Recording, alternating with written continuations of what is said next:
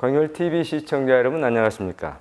광주멜TV는 코로나19의 세계적인 대유행으로 어려운 시기를 맞고 있는 지역사회 현황과 해법, 향후 발전 방안들을 모색하는 파워 인터뷰를 진행하고 있습니다.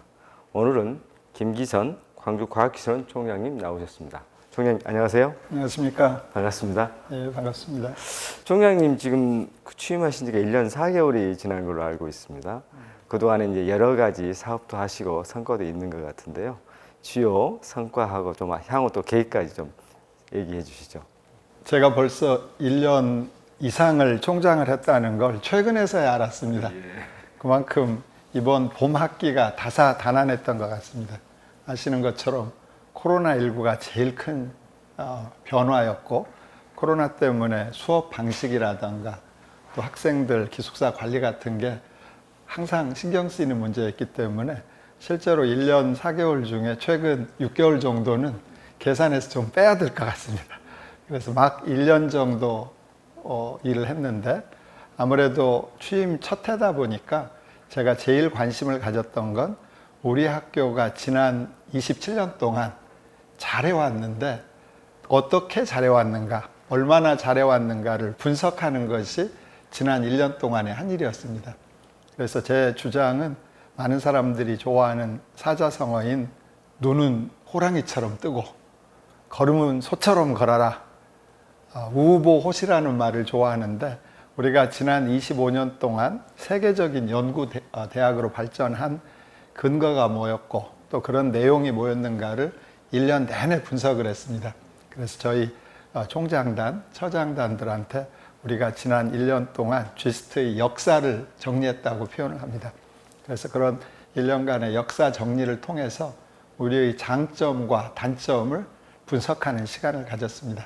크게는 연구 경쟁력이 어디서 생겼고, 우리가 무엇을 잘해왔고 무엇을 하는 것이 더 경쟁력이 생길 것인가 하는 연구 혁신 차원에서의 문제를 보았고, 두 번째는 교육도 점점 시스템도 바뀌고 방법론이 바뀌기 때문에 어떤 교육을 우리가 잘해왔는데 그걸 어떻게 업그레이드 할 것인가, 또 새로운 도구라든가 새로운 방법론을 어떻게 우리가 받아들여서 할 것인가 하는 그런 교육 혁신에 대한, 크게 연구 혁신, 교육 혁신에 대한 두 가지 부분에서 정리를 잘한 것이 지난 1년 동안 열심히 한 거라고 말씀드리겠습니다. 예, 25년 동안의 광주과학기술원의 역사를 정리하시고 또 장단점까지 파악하고 또 거기에 관련된 경쟁력, 앞으로 교육 혁신까지 아주 짧지만 아주 깊게 있게 얘기하신 것 같습니다. 근데 이제 올 2월 이제 총장님 얘기하셨지만 2월부터 이제 코로나19가 발생하면서 우리 사회 전체가 변화가 휩싸였지 않습니까? 거기에 또 우리 대학 사회도 큰 영향을 받았을 것 같아요. 그래서 광주과학기술원의 그 교육과 연구 이런 부분도 많은 변화가 있고 거기에 맞춰서 대응을 했을 것 같거든요. 그 내용을 좀 얘기해 주시죠.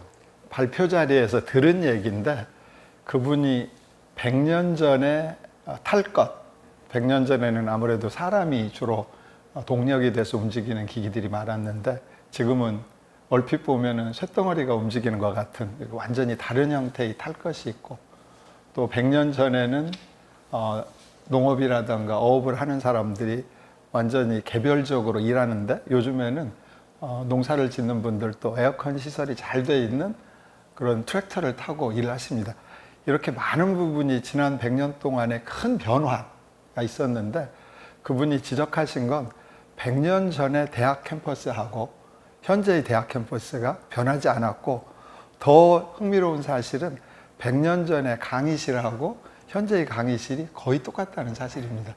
그래서 저는 학교에 20여 년 있는 사람으로서 정말이네? 우리가 교육을 중요하다고 생각하면서도 교육에는 그렇게 변화가 없었네 하는 생각을 했는데, 그 발표자가 그 내용을 보여주신 이유는 지난 100년 동안에 변하지 않은 교육 환경과 교육 내용이 지난 6개월 동안에 엄청나게 변했다라는 것을 보여주기 위해서였습니다. 당연히 GST도 지난 한 학기 동안 여러 가지 시행착오를 거쳤습니다. 그나마 좀 다행이라면은 말씀드린 것처럼 저희가 교육 혁신, 연구 혁신을 얘기하면서 어떻게 하면은 학생 중심 교육을 잘 시킬 것인가, 어떻게 하면은 교육의 방법론을 바꿀 것이냐 하는 다양한 형태의 고민을 했는데, 아마 많은 분들이 여기저기 신문에서 보셨겠지만 거꾸로 교육, 프로젝트 교육, 또 프로그램 기반 교육, 이런 것들이 이미 자료로 많이 나와 있고 시범적으로 운영이 되고 있는데, 마침 우리가 1년째 그런 준비를 하던 과정이었기 때문에 자연스럽게 이번 1학기는 저희가 준비하던 것을 사용을 많이 했습니다. 그래서 아시는 것처럼 GST는 모든 학생들이 학교에 살고 있습니다. 모든 학생들이 기숙사에 살고 있기 때문에 특히나 이렇게 사회적 거리가 문제가 되는 코로나19 사태 같은 경우에 굉장히 큰 충격을 받을 수 있는데, 그런 다양한 형태의 방법론을 통해서 저희 나름대로 부드럽게 대처를 했다고 생각합니다. 그래서 저희는 이제 대처한 것이 끝이 아니라 그 혁신의 중요한 아이템이 그 다음은 어떻게 가야 되느냐 하는 문제를 보고 있는데, 그래서 한 발짝 더 나가서 현재 하고 있는 일이 지난 1학기 동안 집중적으로 교육 혁신을 한 내용들, 그게 교육 도구의 개선이라든가 교육 방법론 개선들이 있는데, 그게 과연 학생들한테 어떤 영향을 미쳤는가 하는 분석 평가를 지금 진행하고 있습니다.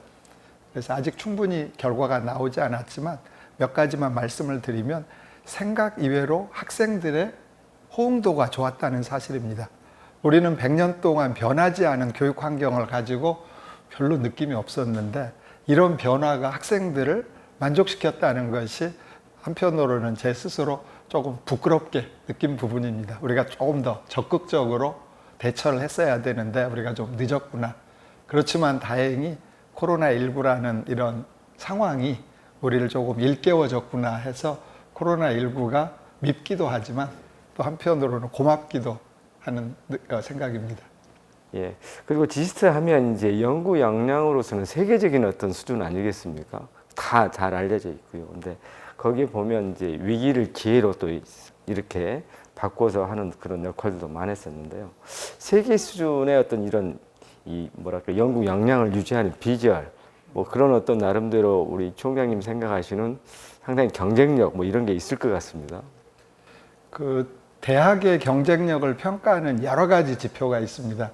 뭐 쉽게는 규모가 크고 좋은 학생들을 많이 생산하는 것이 좋은 학교라고 할 수 있는데, 그거 말고도 연구를 많이 한다던가 또 훌륭한 사회적인 기여를 한다던가 대학에 다양한 기능이 있습니다. 그래서 어쩌면 제가 좀 원론적으로 대학의 역할부터 먼저 얘기하자면, 고전적으로는 대학이라는 건 교양인을 만들어내는 조직이었습니다. 좋은 사람들, 그 사회의 리더가 될 수 있는 좋은 사람을 만들어내는 교육이 1번이었는데, 과학과 산업이 발전하면서 교양인으로 충분하지 않고 사회 경제적인 부흥, 사회 경제적인 발전을 기여하는 것도 대학의 중요한 기능이 됐습니다. 어쩌면 대학이 400여 년 전부터 초기에 200~300년은 교육이 위주였다면, 최근 100년 동안 대학의 주 기능은 경제사회적인 기여를 하는 연구라고 생각합니다. 그래서 현재 거의 모든 대학들이 훌륭한 교육과 또 사회에 영향을 미치는 연구가 대학의 주 사명입니다. 그런 관점에서 봤을 때 광주과기원처럼 이제 막 27살이 되는 젊은 학교는 태생부터 조금 다릅니다. 그래서 광주과기원은 처음부터 국제화 교육, 교육에서도 특별히 국제화를 우리가 포인트를 했고, 그 다음에 융합 연구, 연구에서도 어떤 한 분야를 연구하는 게 아니라 다양한 학문을 서로 통합하고 통섭하는 연구를 처음부터 주장을 했습니다. 그게 어쩌면은 27년 전에 광주과기원이 탄생하게 된 역사기도 하고 사실입니다. 그래서 아시는 것처럼 광주과기원은 외국인 학생들을 내국인과 전혀 차이를 두지 않고 강의에서나 연구에서 똑같은 기여를 하고 있고, 또 학생들이 들어오면 대학 같은 경우는 전공이 따로 없습니다. 그래서 모든 학생이 배우고 싶은 물리를 전공하면서 전자공학을 같이 공부할 수도 있고, 또 화학을 공부하면서 생물을 같이 공부할 수도 있고, 이런 식으로 폭넓게 공부하는데 그런 것들이 학교의 철학하고 관련이 되어 있습니다. 그래서 새로운 임무를 가지고 어떤 의미에서는 사회에 필요한 새로운 임무를 달성하기 위해서 연구를 하다 보니까 당연히 효율적인 성과가 나왔다고 생각합니다. 그래서 연구 지표를 이제 상세히 나누게 되면 연구의 양도 있을 테고 연구의 품질이 있는데, 그 중에 우리 학교가 신경을 쓰는 부분은 어떤 교수님이 한 연구가 얼마만큼 사회적인 영향을 주는가, 그걸 다른 말로 교수가 쓴 논문을 몇 명의 다른 연구자들이 인용을 했는가. 그래서 교수 1인당 피인용 지수라는 표현이 있습니다. 그래서 그런 피인용 지수를 저희 학교가 크게 신경을 쓰고 있는 부분인데, 지난 6년 동안 세계 5위, 4위를 계속 왔다 갔다 하고 있습니다. 그건 제가 생각할 때도, 스스로 생각할 때도 대견한 일이고 우리 교수님들의 굉장히 큰 기여라고 생각하는데, 그 부분이 저는 광주과학위원이 제대로 만들어져서 제 역할을 하기 때문에 보여지는 지표라고 생각합니다. 예, 그 총장님이 우리 이제 광주과학기술원이 태생부터 국제와 융합 연구도 하고, 또 이제 교수님들의 그 연구 역량으로 인해서 1인당 피인용 지수 세계적인 4위, 5위를 계속 유지하고, 그런 게 이제 어떻게 보면 그게 이제 과학기술원의 가장 큰 역량이고 힘이지 않겠습니까? 그렇게 생각하고요. 근데 그 관련해서 이제 요즘 우리나라에서 이제 국책 사업으로 이제 제4차 산업혁명 하면서 AI 뭐 이렇게 하고 있지 않습니까? 특히 이제 광주가 AI 선도 도시를 선도하고 있는데요. 그 관련해 이제 중심 또 지스트가 있지 않겠습니까? 그 관련해서 지스트의 역할, 뭐 AI 관련하면 이제 광주 과학기술원 지스트 이거 할 텐데, 거기 역량이 어떻게 할 것인지, 앞으로 어떤 역할을 할 것인지 좀 얘기를 해주시죠. 아마도 10년 정도 지나면 인공지능, AI라는 것은 모든 사람이 쓰고 있는 단어가 될 것입니다. 일상 기기에서도 예를 들어서 세탁기가 있다.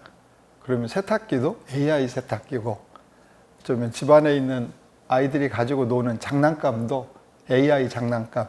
좀 전문적으로 가면 병원에 있는 어떤 심박 제세동기라든가 의료기기가 있으면 그런 의료기기도 AI 의료기기 이렇게 바뀌게 될 것입니다. 그래서 AI라는 것은 그 단어 의미가 뜻하는 것처럼 사람의 지능, 또 생명체의 지능을 인간이 만드는 것인데, 현재로서도 AI가 상당히 사람을 도와주고 편리하게 만들고 있는데, 10년 정도 지나면 우리가 생각하는 이상으로 AI가 여기저기에 당연히 존재하는 형태가 될 것입니다. 그래서 AI가 많은 사람들의 관심 대상인데, 당연히 국내에서도 그렇고 국제적으로 또 많은 사람들이 관심을 가지고 있는데, 아직은 AI가 산업하고는 접목이 안 돼 있는 상태입니다. 그래서 각 나라별로, 특히나 캐나다라든가 미국을 중심으로 각 나라별로 AI에 대해서 뭔가 하기 위해서 큰 노력을 하고 있는데, 우리나라에서도 어디선가 먼저 시범적으로 AI 산업 융합을 하려고 하는 국가적인 시도가 있었을 때, 광주가, 우리 광주 시장님이라든가 광주에 있는 많은 정치인들, 또 학교에 있는 학자들이 한 목소리를 내서 광주가 우리나라의 AI 대표 도시가 되겠다라고 선언한 것 자체가 우리 학교뿐만 아니라 저는 광주의 큰, 우리 시장님 표현을 빌리면 신의 한 수라고 생각합니다. 그래서 어쩌면은 지난 30년 동안 광주나 이 호남 지역이 약간 느리게 발전했는데, 이 AI라는 걸 계기로 해서 짧게는 20, 30년 광주가 큰 변화가 있을 거라고 생각하는데, 우리 GIST가 그 AI 전체적인 계획서, 마스터 플랜을 만드는 작업을 했습니다. 그래서 저는 우리 GIST에 있는 교수님들이 전부 다 힘을 합해서 우리 지역이 인공지능을 통해서 어떻게 발전할 것인가 하는 마스터 플랜을 그렸다는 것에 대해서 자랑스럽게도 생각하고, 또 그게 좋은 역할을 낼 거라고 생각합니다. 그래서 그 큰 마스터 플랜 하에서 앞으로 4년 정도 구체적인 교육, 연구, 기업 지원, 그런 걸 기반으로 하는 또 인프라 구축들이 벌어지게 될 것입니다. 그래서 그런 일들에서 우리 학교가 또 지속적으로 관심을 가지고 또 전문성을 가지고 해야 될 부분이 있는데, 우리 학교가 할 수 있는 고급 인력 양성 같은 부분은 당연히 우리가 주도적으로 해야 되고, 또 고급 인력 말고도 다양한 형태의 일자리와 관련된 또 기술 교육이 필요한데, 그런 부분들은 지역에 있는 대학들하고 같이 어떻게 협력할 것이냐 하는 그림을 현재 상세 기획을 하고 있다고 생각을 하시면 되겠습니다. 당연히 마지막에 중요한 것은 이게 산업하고 연결되고 지역 경제하고 연결이 돼야 됩니다. 그래서 이 지역에서는 크게 3가지나 4가지 정도 산업군을 얘기하고 있는데, 당연히 그 사이에 이 지역을 가장 크게 뒷받침했던 자동차라든가 자동차 관련된 주변 산업들을 어떤 식으로인가 고도화해야 되는 것, 그걸 저희가 자동차 AI라고 부르는데, 그 자동차 AI에 필요한 기술 개발도 저희가 좀 적극적으로 나서야 되고, 또 앞으로 지역에 한전이라는 큰 기업이 있기 때문에 한전과 또 앞으로 미래 자산인 에너지를 어떻게 잘 활용할 것이냐, 그건 또 에너지 AI 산업군에 해당하는데, 그 부분도 또 크게 고민을 하고 뭔가 국가적으로 좀 선도적으로 이끌 수 있는 산업체를 만들어내야 되고, 마지막으로 3번째는 아무래도 뭐니 해도 사람들이 건강하게 사는 게 제일 중요합니다. 특히나 광주에는 아시는 것처럼 우리 전남대, 조선대 병원이 있고, 치과병원이 있고, 또 한방병원이 있고, 또 많은 의사들이 계시기 때문에 이분들의 노하우를 이용해 가지고 그걸 헬스 AI, 디지털 헬스 AI라고 부르는 그 영역도 광주시에서는 큰 대상, AI 적용 대상으로 삼고 있는데, 그 3 부분과 또 최근 들어서 뜨기 시작하는 문화 콘텐츠를 어떻게 AI하고 연결할 것인가, 이런 3개, 4개 정도를 앞으로 이제 산업으로 연결시켜야 되는데, 그 부분에 기획한 거 이상으로 더 많은 에너지를 써야 될 필요가 있어서 저희도 지금 계속 학교에서 미팅을 하고 또 다른 상세 기획을 하고 있는 중입니다. 그와 관련해서 올해 3월에 우리 지스트에서 AI 대학원을 개원한 걸로 알고 있습니다. 이것도 이제 일맥 지금 먼저 말씀하신 거죠. 연맥이 될 것 같은데요. 그럼 AI 대학원이 지향하는 비전이랄까, 앞으로 어떻게 이걸 이끌어 갈 것인지, 물론 이제 대학원이니까 인재 양성이 될 텐데요. 구체적인 내용이 좀 있으시면 얘기해 주시죠. 아마 오늘 이 방송을 보시는 분들은 특히 광주과기원의 AI 대학원이 무엇인가에 대해 흥미가 있으실 것입니다. 왜냐하면 보통 대학원 하면은 그냥 어려운 공부를 하는 사람들, 또 학자들이 가는 길이라고 생각하기 때문입니다. 그런데 광주과기원 AI 대학원은 기존의 대학원하고 조금 다릅니다. 그래서 그 상세한 프로그램은 이제 학교에 들어와서 보시겠지만, 크게 요약하면 광주과기원 AI 대학원은 매년 50명을 뽑는데, 그 50명이 모두가 스티브 잡스 같은 창업주가 되기를 바라고 있습니다. 창업주라는 것은 수학을 잘하고 전자공학을 잘해서 되는 게 아니라, 스티브 잡스처럼 대학을 나오지 않더라도 의지와 용기와 또 그런 창의적인 마음이 있어야 됩니다. 그래서 이번 이제 2020년 첫 해 학생을 뽑았는데, 이번부터 시작해서 매년 50명을 뽑을 때 저희는 AI에 대한 창조적인 마음과 창업하고 싶은 마음이 있는 사람은 모두 지원하시기를 바라겠습니다. 꼭 전공이 컴퓨터나 전자공학이 아니어도 좋습니다. 생물학을 하시는 분은 나는 이런 생물학에 AI를 적용해서 창업을 하겠다. 그러면 다시 공부를 해서 AI도 배우고 AI하고 또 생물학을 연결하는 그런 부분에서 스스로의 창의력을 발휘하면 됩니다. 그렇게 하기 위해서 당연히 학생을 뽑을 때부터 이 학생이 어떤 의지, 어떤 마음을 가지고 있느냐를 학교에서는 심각하게 분석, 평가를 하게 됩니다. 그래서 대학 다닐 때의 과거 히스토리, 또 과거에 어떤 전공을 했느냐 이런 것보다는 미래적인 것이 더 학교에서 중요하게 본다는 말씀을 꼭 전해주시고, 그리고 이제 입학을 하게 되면 당연히 다양한 학생들이 왔기 때문에 첫 해 1, 2학년 때는 기본을 배우게 됩니다. 많은 사람들이 대학을 다니면서 공부를 많이 했다고 생각하는데, 저는 개인적으로 생각할 때 대학 4년 동안에 공부는 한 1년 했던 것 같습니다. 근데 1년 한 공부 가지고 대학원에 공부하러 오면은 대학원에서 어쩌면 기초를 다시 배워야 됩니다.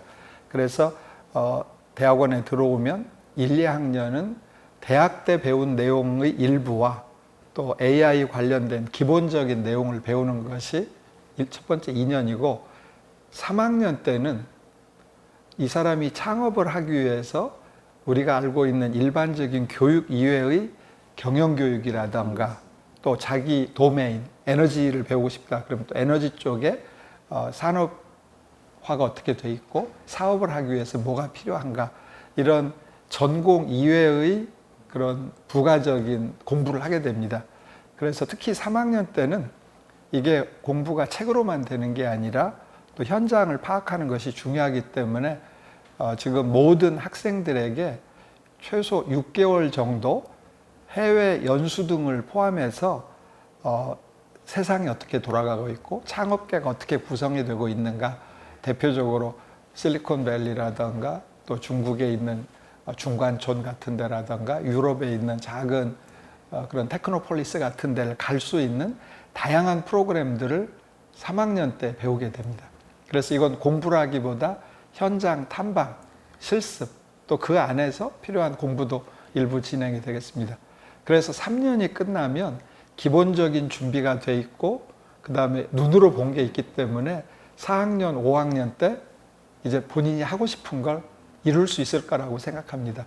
물론 50명이 다 훌륭한 스티브 잡스가 되는 건 아니겠지만, 많은 사람들이 그렇게 창의적인 자기 혼자의 길을 가기를 바라고 있고, 또 그 중에는 팀워크에 대해서 또 기술 전문가로서 일하는 사람도 있겠고 다양한 형태가 나올 텐데, 일단 이 5년간의 박사과정 기간을 통해서 창업을 하는 것을 1순위로 하고 있습니다. 그래서 4학년, 5학년 때 창업과 관련된 것이 자기 논문이 되기도 하고, 또 창업과 관련된 여러 가지 제품을 만든다던가 이런 것도 졸업의 일부로서 학교에서 고려를 할 예정입니다. 그리고 이제 그 총장님, 광주 지역에서 이제 코로나가 이제 확산됐다가 좀 진정 국면입니다. 근데 그 상황에서 또 우리 지스트에서 이 코로나 바이러스를 연구하는 한 바이러스 센터를 지금 만들어서 지금 하고 있는 걸 알고 있습니다. 좀 소개해 주시죠. 아까 제가 우리 학교는 미션이 주어진 학교라고 말씀을 드렸는데, 이제 그런 개념으로는 융합과 국제화인데 조금 더 구체적으로는 국가가 원하는 기술 개발이 학교의 임무에 해당합니다. 그래서 저는 가끔 외부에 나가면 광주과학기술원은 대학이 아닙니다라고 얘기합니다. 당연히 이름표에도 무슨 대학교라고 돼 있지 않고 과학기술원이라고 돼 있으니까 대학교가 명칭상 아닙니다. 그 뜻은 광주과학기술원은 대학이기도 하지만 그것보다 더 중요한 것이 국가의 미래를 위한, 또 국가 경제 발전을 위해서 어떤 특정한 지역을 중심으로 경제 발전에 필요한 과학기술 개발을 하는 것이 더 중요한 목적이기 때문입니다. 그런 목적이 있기 때문에 일반 대학교와 달리 정부에서 특별한 큰 프로젝트라든가 또 큰 연구 사업들이 기관 고유 사업이란 이름으로 저희에게 숙제가 주어집니다. 그래서 학교에서는 그런 큰 국가적인 연구를 연구소 이름으로 해서 그룹핑이 되어 있는데, 현재 학교에 주어져 있는 6개 연구소 중에 하나가 생명연구소가 있습니다. 생명연구소. 말 그대로 생명하고 관련된 큰 연구, 개인이 한두 사람이 하기에는 너무 큰 연구들, 이런 연구들은 연구소 차원에서 하게 됩니다. 그래서 그 이제 연구소 안에 또 이제 소규모로 연구소들이 있는데, 항바이러스 연구소가 이번 코로나19를 맞이해서 국가적으로 주어진 숙제로서 학교가 추진하고 있는 연구 주제를 다루는 것인데, 항바이러스라는 것은 당장 먼저 바이러스하고 관련된 생물학 하는 교수님들이 많이 계시는데 이건 생물학뿐만 아니라 또 바이러스가 가지고 있는 유전자를 분석한다던가 정보를 분석하기 위해서는 또 AI 기술이 굉장히 중요한 기술입니다. 그래서 항바이러스에는 생물 교수님, 그다음에 인공지능 관련된 교수님, 또 그걸 만드는 측정 도구라든가 관찰 도구, 분석 도구는 전기, 전자, 기계. 그래서 이건 한두 사람이 하는 게 아니라 또 다른 큰 융합 연구에 해당합니다. 그래서 중요한 것은 지금 우리가 예전에도 보기는 했지만 이렇게 크게 겪기는 처음인 새로운 도전을 맞았을 때 우리도 힘을 합해서 그 도전에 대응을 해야 되는데 바이러스라는 현상, 그 조그만 객체가 아니라 바이러스라는 현상, 또 그 바이러스가 사회에 미치는 심리적인 영향부터 여러 가지 문제들, 또 어떻게 백신을 개발하고 적용할 것이냐는 그런 다양한 연구가 항바이러스 연구소에서 올해부터 집중적으로 진행이 될 예정입니다. 이제 끝으로 우리 그 총장님께서 지금까지 계속 얘기한 것 중에 대학의 사명, 또 지역사회와 협력, 소통 이런 걸 얘기 많이 하셨거든요. 우리 지역민들에게 특히 광주 전남민들에게 좀 당부하고 싶은 말씀 있으면 한마디 해주시고 마무리 짓겠습니다. 저는 이제 매주 화요일 날에 학교 총장실을 문을 활짝 열어놓습니다. 그래서 저희가 오픈 튜스데이라고 해서 수요일 날은 우리 총장실로 학교 대표 전화로 연락을 하시면 이제 일정을 정해가지고 30분씩도 미팅하고 1시간씩도 미팅하는데 어느 분이든 학교 안에 있는 분이든 밖에 있는 분이든 여수에 있는 분도 오실 수 있고 또 진주에 있는 분도 오시는데 그런 분들이 오셔가지고 우리 학교에 대해서 말씀도 해주시고 또 학교에 대해서 기대하는 것도 얘기해 주시기를 기다리고 있습니다. 그래서 벌써 이제 그 일을 진행한 지가 1년 가까이 되기 때문에 다양한 분들을 만나게 되는데 제가 깜짝 놀란 것은 우리 학교에 대해서 너무들 모르고 계신다는 겁니다. 어떤 분은 학교가 들어올 수 있는 데인지 몰랐어요 하는 분들이 있는 걸 주고 깜짝 놀랐습니다. 그래서 아마도 일반 공공기관에 가면 기본이 못 들어가는 것이고 들어가려면 특별히 허가를 받아야 들어가는 걸로 사람들이 인지하고 있는데 저희는 6개월 전부터 아무나 들어올 수 있는 환경으로 바꿨습니다. 문제가 생기면 못 들어오는 공간이 됐습니다. 그래서 학교 캠퍼스가 외형으로는 공원으로 열려 있고 학교 안에 있는 도서관이라든가 학교에 있는 식당 같은 그런 공공시설들은 항상 오셔서 당신 신원만 얘기를 하시면 잠시 방문자로 쓰실 수 있도록 만들었습니다. 그래서 학교를 열게 된 계기가 우리 학교가 있다는 걸 일단은 알려야지 존재 가치 말 그대로 존재를 알려야 존재 가치가 생기기 때문에 학교를 열고 있는데 학교를 열면서 느끼는 것이 알고 나신 분들은 우리 학교가 참 좋은 학교고 고마운 학교라는 걸 또 금방 인정을 하십니다.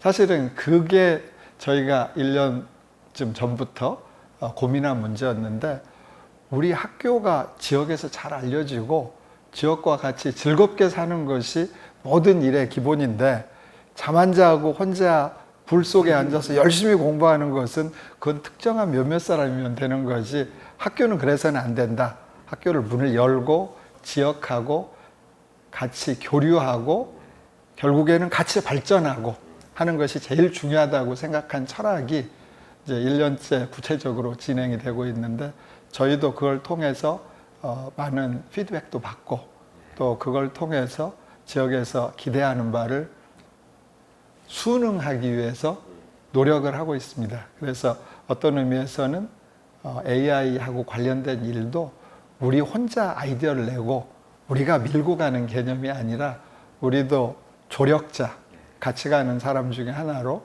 이제 지자체하고도 협력하고 더 중요한 것은 주민들하고 같이 협력하는 그런 일들을 만들어 나간다고 생각을 하시면 되겠습니다. 이상으로 김기선 광주과학실험 총장님과의 인터뷰를 마치겠습니다. 고맙습니다. 감사합니다.